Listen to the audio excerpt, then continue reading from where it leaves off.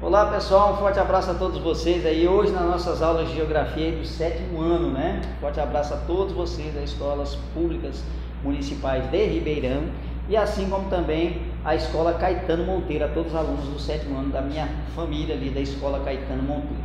Beleza pessoal? Olha só, hoje a gente vai entender um pouquinho sobre o perfil demográfico brasileiro. Prosseguindo, né? Vamos entender um pouquinho aí desse processo aí. Olha só, crescimento da população brasileira.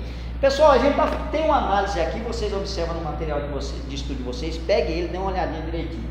Olha só, o crescimento demográfico, ou seja, o crescimento da população ao longo dos anos, desde 1872, tem um gráfico lá semelhante a esse, né? Ele vai até um pouquinho mais além, se eu não estou enganado, o gráfico de vocês vai até 2017, 18, né? Por aí. Um pouquinho mais do que o nosso, beleza?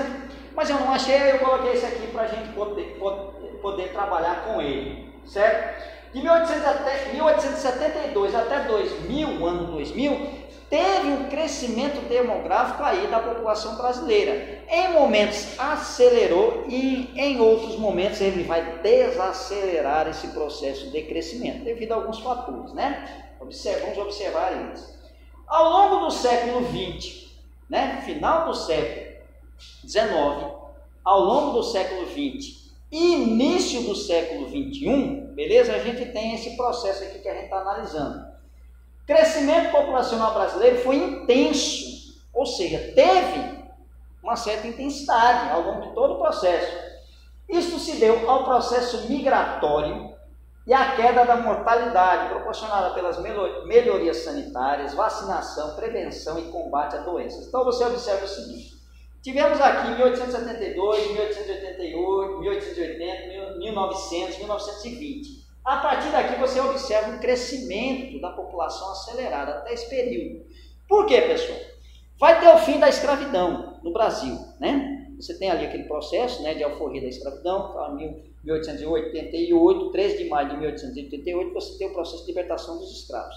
A partir de então, é incentivado, olha só, observe, é incentivado a vinda de imigrantes europeus aqui, né? Principalmente italianos e alemães, né? Principalmente italianos, mas vieram os dois. Então o que acontece? Existia uma ideia, uma intenção de embranquecer, né? Embranqueamento aí da população brasileira. Então trouxe, né? Incentivou a vinda deles aqui para poder fazer um clareamento da população. Você vê uma questão de discriminação aí, né? De relação de discriminação ao longo da história da humanidade. Certo? Então veio esse processo.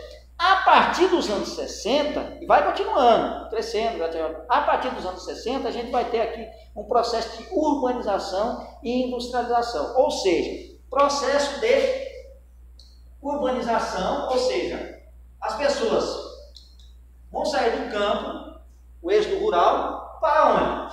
Para a cidade. Beleza, pessoal? O processo de urbanização é isso aí, né? A saída, né? O êxodo rural, a saída das pessoas do campo para a cidade. E as pessoas começam, então, a estarem mais presentes, ou seja, na cidade do que no campo. Quando existia esse processo aqui do campo, né? Processo rural, as famílias eram extremamente grandes. Isso aí ajudava na demanda por mão de obra, né? Então, observe o seguinte. Primeiramente, o processo foi aquela vinda de imigrantes. Beleza? Então, isso aí contribuiu bastante para o crescimento da população. Mas vai chegar um determinado momento, vai deixar de vir imigrantes. Aí vai estar presente somente a população daqui. Vai diminuir, deixar de vir não, vai diminuir a vinda de imigrantes para cá. Beleza? Mas aí, o que vai acontecer? Nós teremos aí a divisão do campo e da cidade, do meio rural e da cidade, né? Do meio urbano. Beleza? Então o que vai acontecer? As famílias no campo, as famílias nas áreas rurais, elas eram grandes, né? Você observa aí, tinha famílias de 10, 12, 17, 20 filhos por casal. Porque a demanda de mão de obra exigia, ou seja, uma quantidade grande de pessoas para trabalhar no campo. Então se tinha esse pensamento, se proporcionou essa questão de famílias grandes.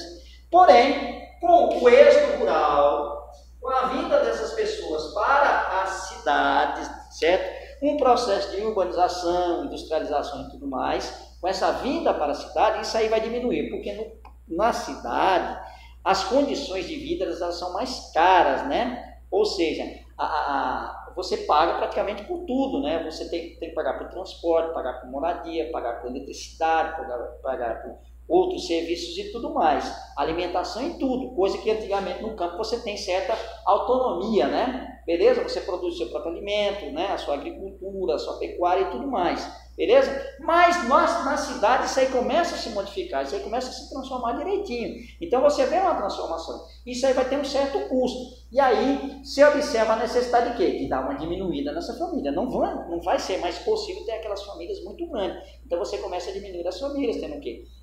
De 10, 12, 13, você passa a ter 6, você passa a ter 4, você passa a ter 5, você passa a ter 2 e às vezes 1 ou nenhum. Beleza? Processo mais ou menos o que acontece nos dias atuais. Então é isso aí. Então ao longo, né, houve esse crescimento aí ao longo dos séculos, né, final do século XIX, ao longo do século XX todinho e início aqui do século XXI. Beleza, pessoal?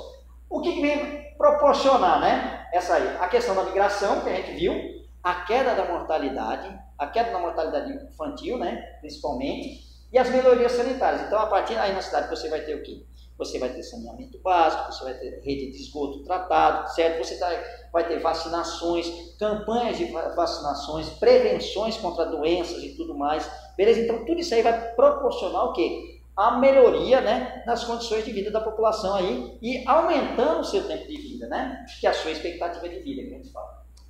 Mas prosseguindo, e aí você vê o quê? A desaceleração aí do crescimento populacional brasileiro. Você vê aqui, já nos anos de 1940, você vê a taxa de crescimento natural, né? E aí ela sobe, nos anos de 1950, em 1940, o crescimento natural, ou seja, crescimento, né, vai ser, vamos entender o que é crescimento natural daqui um pouquinho, né? Certo? O crescimento da população, daqui um pouquinho você vai entender o que eu quero dizer com isso. Mas olha só, em 1940, na década de 40, o crescimento natural da população era de 1,49. E aí ela vai subir para 1950, 2,39. Né? O auge dela, o ápice dela, o momento que ela mais cresce, é nos anos 60, em 2,99. Né? Aí vem processo de industrialização, né? Construção de Brasília, tudo mais, aquelas questões todas, né? Urbanização, industrialização e tudo mais. Beleza? 1970, nós temos aí 2,89, já tem uma queda, né? Ela vai caindo mais em 1980, na década de 80, 2,48. 1990, ela cai para 1,93. E nos anos 2000, 1,64. Se você observar direitinho no seu material de estudo, você vê que datas acima, né, 2015, 2017, 2018, por aí, como tem no seu livro, você vai observar que essa queda foi maior ainda, aproximando-se dos anos de 1940. Beleza, pessoal? Então, olha só, então você observa um crescimento, continua a crescer a população brasileira, mas, porém, ela vai agora decrescendo, né? Crescer uma aceleração e depois uma desaceleração aí do crescimento da população. Olha só, a partir da segunda metade do século passado, beleza? De 1900 até 2000, 1901 até 2000, beleza? A população brasileira continuou crescendo, porém em ritmo desacelerado. Foi isso aqui que a gente observou aqui no nosso gráfico. Aí vem êxodo rural, elevado custo de vida. Foi aquele processo que eu falei para vocês. Quando as pessoas estavam no campo, era uma realidade, né? As famílias eram maiores, era autossuficiente, produzia o seu próprio alimento, a sua agricultura, a sua pecuária, e necessitava de uma demanda muito grande de mão de obra para poder contribuir na ajuda familiar, ali, nos trabalhos, nos afazeres domésticos ali da família, beleza? Mas com o êxodo rural, com a vinda para a cidade, vai perceber o quê? Um custo elevado para manter essas famílias, né? O custo elevado, o custo de vida. E aí o que acontece? Acontece um planejamento familiar. Então vamos planejar agora, né? Através de quê? Métodos contraceptíveis, beleza? Os métodos contraceptivos, eles vão contribuir para o quê? Para você ter um planejamento familiar. O que são isso, professor? O que seria isso? Seria a camisinha, a pílula do dia seguinte, né? A própria pílula que vai manter ali aquele processo, né? De não fecundação e tudo mais. Ou seja, uma série aí de elementos, né? De métodos que vai ser utilizado para poder planejar a sua família, evitar que você tenha uma família tão elevada, porque os custos são o quê, pessoal? Os custos são elevados, beleza? E aí vem um outro fator que vai contribuir para essa desaceleração aí do crescimento natural ou vegetativo da população brasileira. Vai ser o quê? a inserção da mulher no mercado de trabalho. Ou seja, as mulheres elas vão começar a trabalhar mais, elas vão virar chefes de família, elas vão se introduzir mais no mercado de trabalho em todos os setores aí, né? Automobilístico, comércio, indústria, né? Prestação de serviço, tudo mais. Então a mulher vai começar a trabalhar mais, beleza? Isso aí vai dar uma certa autonomia a ela, e aí aquele desejo, né, dela se planejar melhor e continuar o seu processo, a sua carreira profissional aí, beleza? Então esses são os fatores aí. Tem um crescimento, né? Tem o seu topo e o seu desaceleramento, embora a população continue a crescer, beleza? E esses são os fatores, né? O êxodo rural, né? O custo de vida na cidade é maior, né? Aí existe o planejamento familiar, aí vem o que? A inserção da mulher no mercado de trabalho e tudo mais. Mas prosseguindo, né?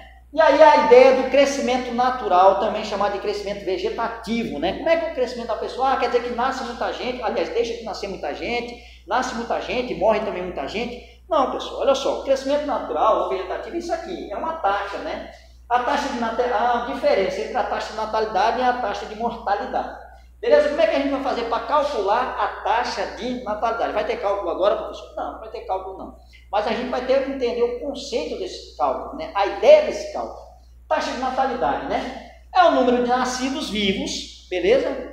Pega o número de nascidos vivos em um determinado tempo, um ano, por exemplo, em determinado lugar, pode ser aqui de Ribeirão, pode ser de Pernambuco, pode ser do Nordeste, pode ser do Brasil. O que acontece? Você pega aquela quantidade de nascidos vivos, multiplica por 1000 e divide pela população absoluta, pela quantidade de pessoas que você tem ali, seja no município de Ribeirão, seja em Pernambuco, seja no Nordeste, seja no Brasil. Você diminui ali, o resultado, né, desse cálculo aí é a sua taxa de natalidade. Beleza, pessoal? É uma média ali da taxa de natalidade. A sua taxa de mortalidade é um processo parecido. Agora, porém, você vai ter como elemento de contagem aí o número de óbitos, ou seja, as pessoas que tenham falecido, né? Então você pega aquela quantidade de pessoas que morreram, né? Seja no município, seja no estado, seja na região, seja no país, você pega ela, multiplica por 1000 e divide pela quantidade de pessoas, né? Pela população. E aí você tem a sua taxa de mortalidade. O crescimento vegetativo disso aí vai ser justamente essa diferença, a diminuição da taxa de natalidade com a taxa de mortalidade. O resultado disso aí será o seu crescimento vegetativo, ou seja, como é que essa pessoa foi crescendo. Beleza? Como é que essa sociedade foi crescendo ao longo do tempo. Continuando, certo?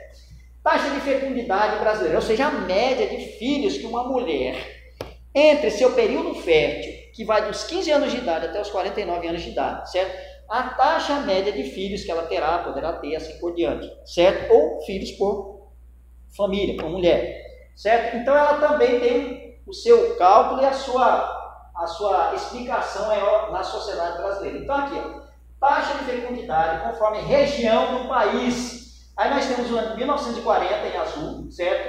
Em cinza, né, nós temos os anos 2000 e em vermelho nós temos os anos 2010, beleza? Isso são das regiões Norte, Nordeste, Sudeste, Sul, Centro-Oeste e do Brasil, beleza? A fonte foi o Instituto Brasileiro de Geografia e Estatística. Olha só, nos anos 40, né, no Norte, a nossa taxa de fecundidade, né, a média de filhos por família era de 7,17. Ah, não, era 7 filhos, 17. Não, é uma média nacional. Então, pega aquela quantidade, faz aquele cálculo e observa o seguinte. Não, as famílias tinham na faixa de 7,7 por região. Isso aqui por questão de região, né? Nos anos 2000, ela vai cair uma queda muito grande, né? Está na região norte, 3,16. Em 2010, 2,4 ou 2,47, ou seja, tem uma queda também, beleza? Vamos para a nossa região Nordeste, olha só, era praticamente igual, né? Nos anos de 1940, era praticamente igual a taxa de fecundidade, beleza? Era 7,15 nos anos de 1940. Nos anos 2000, ela caiu também, de uma forma bastante grande, né? Uma forma, caiu muito, né? Foi para 2,69, beleza? E aqui, nos anos de 2010, ela caiu para 2,6, quase 2 filhos por casal, 2 filhos por mulher, na taxa de fecundidade. Beleza? E aí você vai ver, a diferença na região sudeste já não era tão grande, né? Era de 5 em relação às outras, né? 5,69 aí. Já nos anos 2000, 2,1. E nos anos de 2010, 1,7. Pessoal, e aqui a gente observa o seguinte, o Sudeste e o Sul, mas principalmente o Sudeste, é a área, né, de maior concentração urbana e industrial. Aí vem todos aqueles fatores que eu falei para vocês, né? O custo de vida nesses locais são mais elevados, então o planejamento familiar tem que ser melhor, tem que ser mais planejado, certo? E mais a inserção da mulher no mercado de trabalho. Então tá aqui, ó, região Sudeste. Já não era, né? Já era menor que da região Norte e Nordeste, beleza? Então olha só, 5,69, 2,1 e 1,7 nos anos 2010. E assim você se repete. Já no Sul, 5, quase que não saiu, 5,65. Nos anos 2000, 2,24. Nos anos 2010, 1,78. Né? Centro-Oeste era alta também, 6,36 a taxa de fecundidade. Nos anos 2000, 2,5. 2010, 1,92. Menor até, né, que outros locais aí, né? Só não ganha para a região Sudeste. E aí no Brasil, a gente observa o Brasil. A taxa de fecundidade no Brasil nos anos de 1940 era de 6,16, menor que a região Norte e Nordeste. Nos anos 2000, 2,4, né? Também continuou menor aí que na região Norte e Nordeste, beleza? E nos anos de 2010, 1,6, ou seja, a média, né? A taxa de fecundidade, a média de filhos aí, por mulher nesse período, né? No território brasileiro, era de menos de 2 filhos aí. Beleza, pessoal? Olha só, ali naquele outro gráfico ali, nós temos aí dados de 2010, né? A queda no número de filhos por mulher. Do período de 15 anos, o período fértil dela é qual, pessoal? Dos 15 até os 49. Então, essa taxa, essa expectativa de filhos que você pode, que as meninas poderão ter aí no futuro, podem ter, é mais ou menos isso aqui, certo? Ele faz ali um cálculo, né? Uma observação ali, entre os anos 2000 e 2010, né? Nos anos 2000, no Norte era de 3,16, 2010, 2,47. Nordeste, 2,69 no ano 2000. 2010, 2,6. Sudeste, 2,10. Nos anos 2010, 1,70. No Sul, 2010, 2,4. Nos anos 2010, 1,78. Centro-Oeste, 2,25. Em 2000, em 2010, 1,92. Ou seja, teve a queda em todo o território nacional, em todas as regiões do país, teve uma queda na taxa de fecundidade, beleza? E olha só, observe o seguinte, aqui abaixo, né, nós temos o seguinte, por faixa de renda, pela quantidade de dinheiro que as pessoas ganhavam, né, ou ganhavam naquele período, né? Mulheres mais pobres, com renda per capita, ou seja, por pessoa, de R$70, isso aí nos anos 2000, beleza, pessoal? Certo? Nos anos 2000 e 2010. Lembrando que até 2010, até 2005, por aí, o salário mínimo, se eu não estou enganado, não chegava até R$500. Era no máximo, acredito, até R$500, não ultrapassava pouca coisa, né? Então, observe direitinho, né? Olha só. Então, as mulheres mais pobres, nos anos 2000, ela tinha a média, a taxa de fecundidade dela estava entre 5,10, certo? As mulheres com a renda até R$70. Em 2010, ela cai para 2,58, certo? Mulheres com renda, com melhor renda, ou seja, com a renda per capita, por pessoa, por cabeça, superior a R$1.020. Aí já tem um saláriozinho um pouquinho melhor, certo? Era, nos anos 2000, de 1,17, taxa de fecundidade dela de 1,17. Observe as pessoas com mais renda e as com menos renda. A com mais renda é uma taxa de fecundidade menor, a com menos renda, uma taxa de fecundidade maior, beleza? E já nos anos 2010, 1,11. Beleza, pessoal? Então, o que acontece? Aquela questão da inserção da mulher no mercado de trabalho, ela já tem uma renda, ela já se planeja melhor, ela já entende melhor que tem que ter um melhor planejamento aí, né?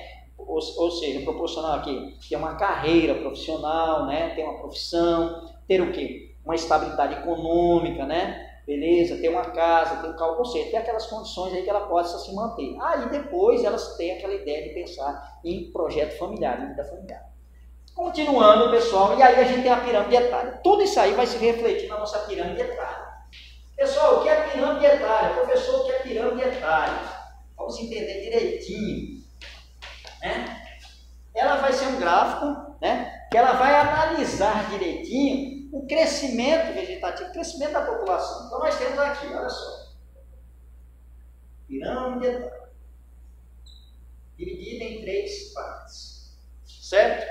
A primeira parte, aqui é a quantidade, né? A gente observa o seguinte, à sua direita, essa parte mais, acredito que é o quê? É uma parte mais bege, né? É isso mesmo? À sua direita, à direita de vocês, certo? A quantidade de mulheres, né? São as mulheres que estão localizadas aqui. A parte esquerda, essa parte mais azulada, a parte dos homens, né? Beleza? Então está dividida entre homens e mulheres, né? Aqui é a quantidade da população, beleza? E aqui nós temos aqui as divisões de idade, beleza, pessoal? A idade sim. Então, do 0 anos de idade, até os 19 anos de idade, é concentrada a população jovem. É nessa daí onde eu estou incluído. Beleza, pessoal? Tá certo? Eu ainda estou nessa parte aqui. Então, o que acontece? Nessa partezinha da pirâmide, você percebe que até uma diferenciação de cor aqui também. Então, está localizado o quê? A população jovem de uma sociedade. Ok? Nessa segunda parte aqui, que a gente observa também uma transformação da cor aqui, está a população adulta, que vai dos 20 anos até os 59 anos de idade, certo? É essa que eu não estou incluso, né? Não sou tão adulto assim. Então, beleza. Então, nessa parte aqui, você tem a população, seja homem, ou seja mulher, ou homem, à direita de vocês, mulher, à esquerda de vocês, homem, seja ela, homem ou mulher, está concentrado o quê? A população adulta, que vai dos 20 anos de idade até os 59 anos de idade. E daí, a população idosa, na parte superior da nossa pirâmide, né, nessa partezinha aqui que a gente observa aqui, é a população dos 60 anos de idade, a população idosa a mais. Dos 60 anos de idade ou mais. Beleza, pessoal? É a parte idosa da nossa pirâmide. Beleza? Então, ela tem aqui a quantidade de pessoas, né? O número de pessoas, a idade dela, né? A idade de cada pessoa vai ser distribuída por aqui, beleza? Aqui é a distribuição feminina e masculina, e aqui nós temos aí a quantidade de pessoas, beleza? Cada um desses pedacinhos aqui vai determinar aí a quantidade de pessoas dentro dessas faixas etárias, dentro dessas idades. Pegou a ideia? 0 a 19, essa parte da pirâmide, população jovem. Dos 20 a 59, a parte mais central do meio da pirâmide, a população adulta, beleza? E acima, no topo da pirâmide aí, a população idosa dos 60 anos de idade ou mais, certo? Então, observe o seguinte, nos anos de 1950, como era a nossa sociedade? Era uma sociedade jovem. Você percebe que tinha uma grande quantidade de nascidos, aqui vai do 0 até os 4 anos de idade, certo? E aí ia normalmente, né? Dos 5 aos 9, dos 10 aos 14 e assim por diante. Então, ela tinha uma grande quantidade de nascidos, né? Era uma pirâmide relativamente jovem. A população madura dela não era tanto assim, a população idosa também, beleza? Então o que acontece? Isso aí ela vai começando a se modificar ao longo do tempo. E a gente já vê o quê? Nos anos de 1985, nós já vamos observar o quê? Uma redução, né, na quantidade de nascidos, daquela pessoa ali de 0 até 4 anos de idade, né? Na primeira infância, ali a gente tem aquela quantidade já de diminuição em relação aqui. E ela vai diminuindo também ao longo do tempo, beleza? Ao longo do caminhar da nossa pirâmide, ao longo da nossa estrutura da pirâmide, certo? E você começa a observar o quê? Que ela vai se enlarguecendo aí o seu corpo dela, ou seja, a sua população jovem e, consequentemente, enlarguecendo também a sua população idosa. E aí nós temos ali uma projeção, né, que foi feita nos tempos atuais, né? Essa pirâmide foi um pouquinho elaborada nos tempos atuais. E aí a gente teve a projeção, e hoje como é que seria a nossa pirâmide aí? Ela seria uma pirâmide adulta, né? Mais madura, porque você observa que a base da pirâmide, a população ali da jovem, né? Compreendida entre os 0 e os 19 anos de idade, ela já tem uma diminuição nessa quantidade, dessa população, dessas pessoas, né? Um aumento aí na sua população adulta, né?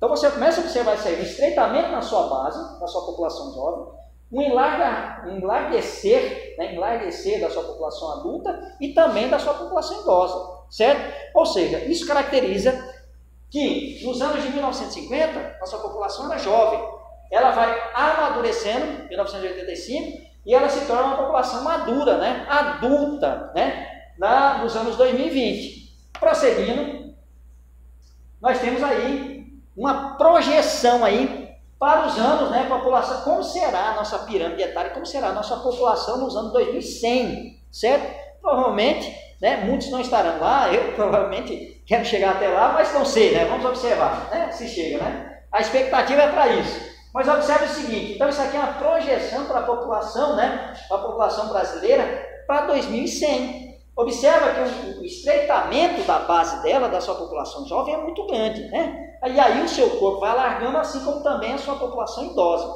Isso aí é bom? Tem o seu lado positivo, mas também tem os seus problemas aí a serem solucionados. Por quê?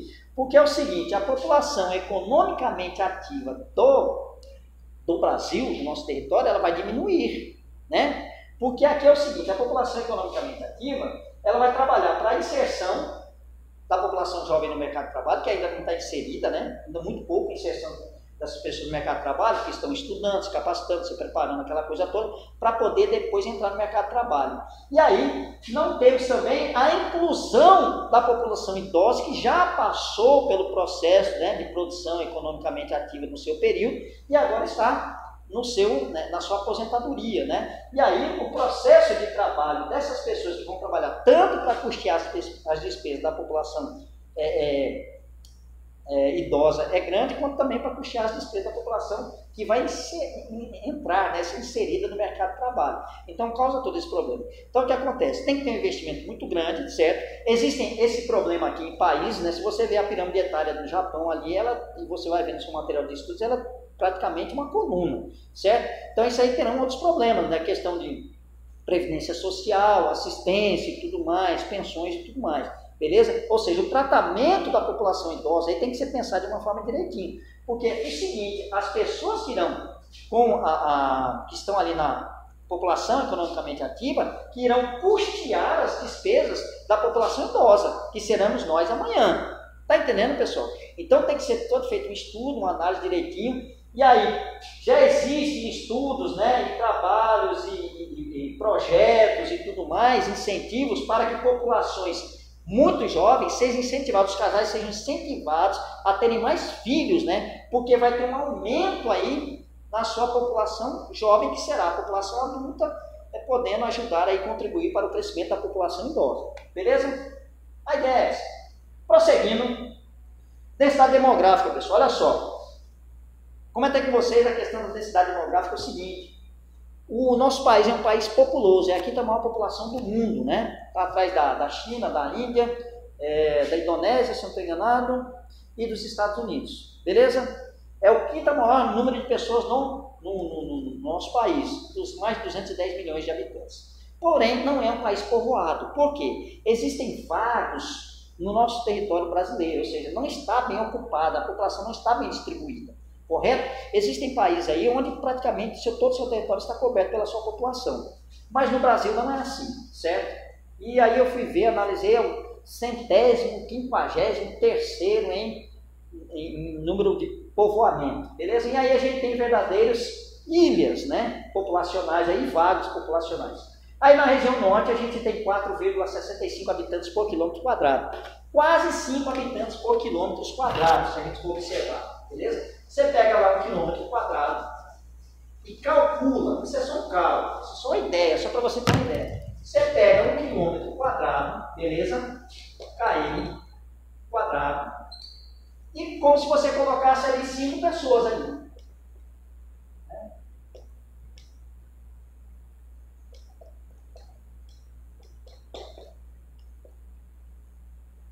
Vou botar 5 pessoas, né, para arredondar a conta. Beleza? Essa é a ideia. Isso é onde? Na região norte. Beleza? A gente passando para a região nordeste, é 36,84 habitantes por quilômetro quadrado. Ou seja, então isso aqui já vai aumentando. Beleza? Região Centro-Oeste, 9,8. São dados aproximados. Eu já dei informações para vocês que aqui na região Centro-Oeste é 10 habitantes por quilômetro quadrado. Ou seja, então é a quantidade que nós temos, né?